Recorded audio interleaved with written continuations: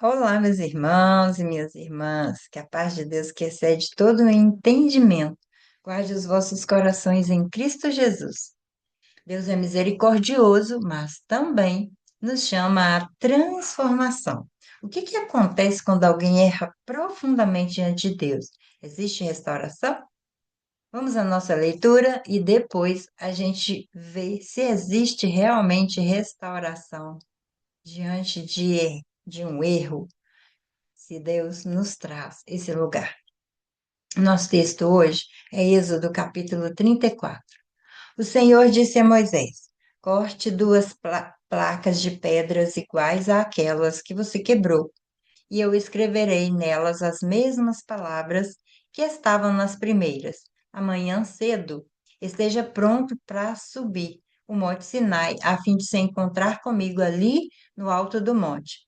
Ninguém deverá subir com você, ninguém deverá estar em qualquer parte do monte. As ovelhas, as cabras e o gado não deverão ficar pastando perto do monte.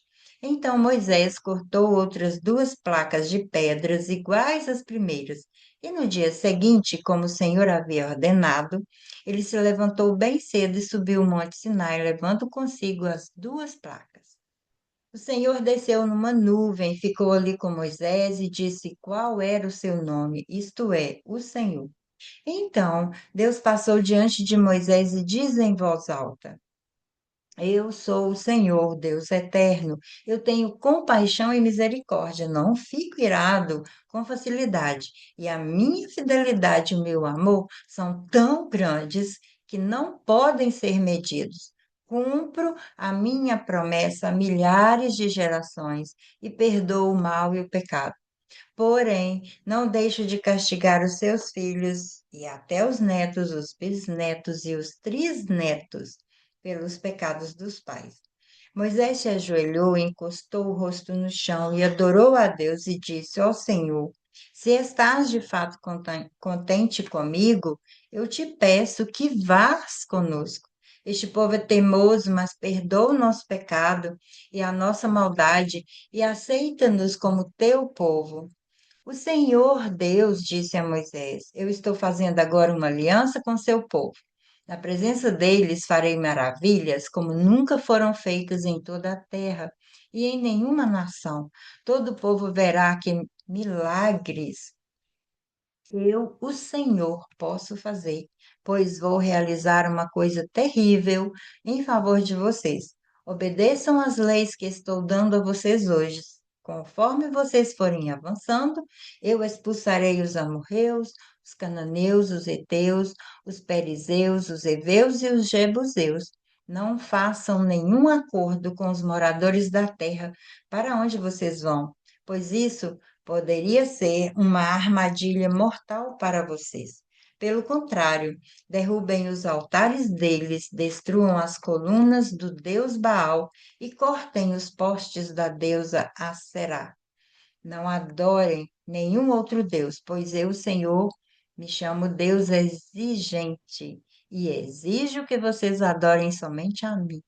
Não façam acordo com os moradores da terra, que vai ser de vocês. Nos seus cultos, eles adoram deuses pagãos e eles oferecem sacrifícios. Eles vão convidar vocês para suas reuniões religiosas e vocês poderão ficar tentados a comer os alimentos que eles oferecem aos seus deuses.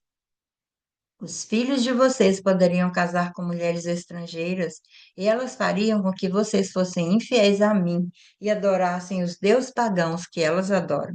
Não façam deuses de metal, nem os adorem. Comemorem a festa dos pães sem fermento, como lhes ordenei. Comam pão sem fermento durante 7 dias no mês de Abibe, que é o tempo certo. Foi nesse mês que vocês saíram do Egito. Todo primeiro filho é meu e também o primeiro filhote macho dos animais domésticos. Mas, se vocês quiserem ficar com o primeiro filhote macho de uma jumenta, ofereçam-me um carneiro. Se não quiserem, quebrem o pescoço do jumentinho, para ficarem com todo o primeiro filho de vocês, paguem o preço determinado. Ninguém deverá aparecer diante de mim sem trazer uma oferta. Vocês têm seis dias para trabalhar, porém não trabalhem no sétimo dia, nem mesmo no tempo de arar ou de fazer a colheita. Comemorem a festa da colheita quando começarem a fazer a primeira colheita de trigo, e comemorem a festa das barracas no outono, quando vocês colherem as suas frutas. 3 vezes por ano, todos os homens israelitas deverão ir adorar a mim, o Senhor, o Deus do povo de Israel. Eu vou expulsar as nações que estão diante de vocês, e assim aumentarei o seu território. E então ninguém tentará conquistar a terra de vocês durante as 3 festas, quando vocês vierem me adorar. Quando me oferecerem um animal em sacrifício, não tragam pão feito com fermento, nem guardem para o dia seguinte o que sobrar do animal oferecido na festa da Páscoa. Todos os anos levem à casa do Senhor, seu Deus, os primeiros cereais que vocês colherem. Não cozinhem um cabrito ou um carneiro no leite da sua própria mãe. O Senhor Deus disse ainda mais a Moisés: Escreva essas palavras, porque é com base nelas que estou fazendo uma aliança com você e com o povo de Israel. Moisés ficou ali com Deus, o Senhor, 40 dias e 40 noites. E durante esse tempo não comeu nem bebeu nada. Ele escreveu nas placas de pedra as palavras da aliança, isto é, os 10 mandamentos. Quando Moisés desceu do Monte Sinai carregando as 2 placas da aliança, o seu rosto estava brilhando, pois ele havia falado com Deus, mas ele não sabia disso. Arão e todo o povo ficaram com medo de chegar perto de Moisés quando viram seu rosto brilhando. Porém, Moisés os chamou, e Arão e todos os líderes do povo chegaram perto dele, e ele falou com todos. Depois disse todo o povo de Israel se reuniu em volta de Moisés, e ele lhes entregou todas as leis que o Senhor Deus lhe tinha dado no Monte Sinai. Quando Moisés acabou de falar com eles, ele cobriu o rosto com um véu. Sempre que entrava na tenda sagrada para falar com o Senhor, Moisés tirava o véu.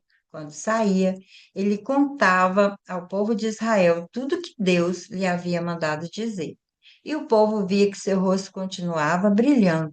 Porém, Moisés cobria de novo o rosto com o véu até que entrava de novo na tenda para falar com Deus. E aqui nós vemos que, apesar de o pecado grave, no capítulo anterior, que era o pecado de adorar um bezerro de ouro, e de Moisés quebrar as tábuas da lei por ficar com raiva de ver o povo naquela idolatria, Deus pede a Moisés que prepare 2 novas tábuas, semelhantes às primeiras, e que ele vá de novo ao monte. E então acontece esse lugar profundamente revelador. Deus passa diante de Moisés e declara o seu próprio caráter. Ele se apresenta como Senhor, o seu Deus, compassivo, misericordioso, um Deus que é tardio em irar-se e grande em amor e em fidelidade. E essa declaração revela quem é Deus em sua essência, um Deus de justiça, mas também de graça e de misericórdia. Moisés, ao ouvir essas palavras, ele inclina e adora ao Senhor e pede ao Senhor que ele continue caminhando com o povo, mesmo reconhecendo que eles eram um povo de coração difícil. E Deus reafirma a aliança com Israel. E ele relembra os princípios. E aqui estavam os princípios: não fazer aliança com os povos que adoravam outros deuses, não praticar idolatria, guardar as festas sagradas, lembrar do descanso, do dia de dedicação ao Senhor. Essas orientações eram para que eles tivessem uma forma de proteger a identidade espiritual. Diante desse encontro com Deus, Moisés fica 40 dias e 40 noites no monte. E enquanto ele recebe tudo isso, o povo continua aguardando. E nesse texto, nós vemos que quando ele desce, seu rosto está resplandecente, porque ele havia passado muito tempo na presença de Deus e o seu rosto refletia essa glória. O povo ficou com medo, mas Moisés pede: vem, quero falar com vocês, com os líderes. E aqui nós aprendemos algumas lições espirituais. Deus é um Deus de recomeço. Mesmo após um grande erro, permite reconstruir a aliança. Nós vamos sim passar por lugares em que vamos cometer erros, mas eles não precisam definir o nosso futuro. Pode haver arrependimento no nosso coração. Conhecer o caráter de Deus transforma nossa fé e a forma como nos relacionamos com Ele. Ele diz que Ele é Deus misericordioso, Deus fiel, Deus justo. E é nessa confiança que precisamos nos relacionar com Deus. E a presença de Deus transforma quem se aproxima dele. O rosto de Moisés refletia a glória de Deus. Então, nós precisamos também querer viver na presença de Deus, ter um relacionamento pronto. E Deus exige essa fidelidade. E aqui eu oro para que você tenha esse lugar de encontro com Ele. Você precisa para ser transformado nesse momento. Que Ele abençoe sua casa, sua família e te dê esse lugar de, sim, desejar e se relacionar-se com Ele e de querer sempre sua presença. Até nosso próximo momento de leitura da Palavra de Deus.